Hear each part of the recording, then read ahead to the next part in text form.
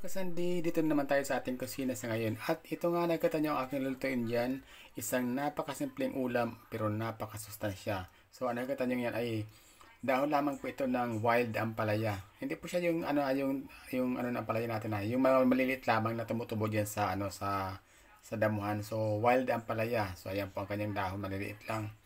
So hahaluan natin siya ng ayan, alugbati, ayan po. So, kumuha tayo ng ilang pirasong alugbati at yan po ay ating igigisa lamang sa kamatis. Lalagyan natin ng shrimp cubes at siyempre sibuyas at bawang, siyempre mantika. So, yan po ay libre natin nakuha dyan sa ating paligid. Kaya mga kaibigan, ito ay napaka budget friendly. So, ang binili lang natin dyan ay kamatis lamang kasi ito matagal itong stock natin dyan sa ating lagyan. So, mga kaibigan, umpisa natin magluto ng isang napakasimpleng ulam pero napakasarap at napakasustansya. So tara na at umpisa natin agad ang ating pagluluto. Siya nga pala, bago tayo magpatuloy sa ating pagluluto, baka meron pa tayo dyan mga nanonood na hindi pa nakasubscribe sa ating YouTube channel. Pakisubscribe naman po ang ating YouTube channel at paki-click na rin po ang ating notification bell para every time na meron tayong panibagong upload, kayo po ay mabibigyan ng notification at makakapanood kayo ng live sa ating premiere. So maraming salamat sa muli at tara na sa ating kusina at ituloy natin ang ating pagluluto. So ito na mga kasandi, atin ang umpisa ng ating pagluluto at ito na, naglagay na ako dito ng mantikang kaunti lang at mainit na yan. Kaya ilagay natin ang ating pangunahing ingredient na gigisa natin ang ating bawang.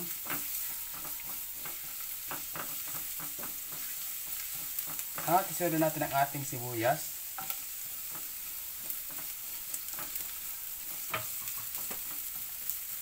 So medyo i-toast na natin ng konti ang ating bawang at kapag nag-golden brown na siya ay saka na natin ilagay ang sunod pa nating ingredient. So makaraan ng ilang sandali ilagay natin ang ating kamatis. At isunod ko na rin ang kalahating chicken shrimp cube. Ayan, para malisog na po siya. Kalahati lang po kasi kaunti lang po ang ating gulay at saka hindi po ako maglalagay ng marami sabaw. So gusto ko lamang po na magkaroon ng kunting lasa ng ating hipon, itong ating lutuin na ulam na mga dahon-dahon lamang po So ito po ay napakadaling lutuin lamang kasi dahon lang po yan. So mga 2 to 3 minutes lang po kapag nilagay natin yan dito ay luto na po yan. So hintayin lang po natin na medyo maluto itong kamatis, kumbaga malurog siya ng unti para ma-absorb ng ating mga gulay yung lasa ng ating kamatis. Maglalagay na rin po tayo ng ating oyster sauce. Ubos na natin ang laman ng ng pouch na to.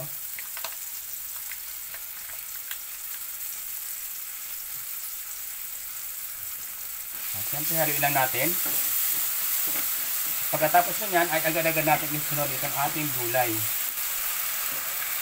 Unahin ko na itong ating alugbate.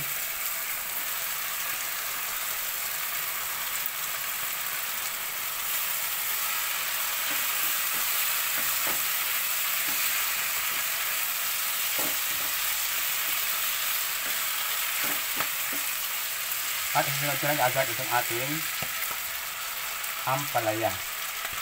So, lagyan natin itong kunting tubig.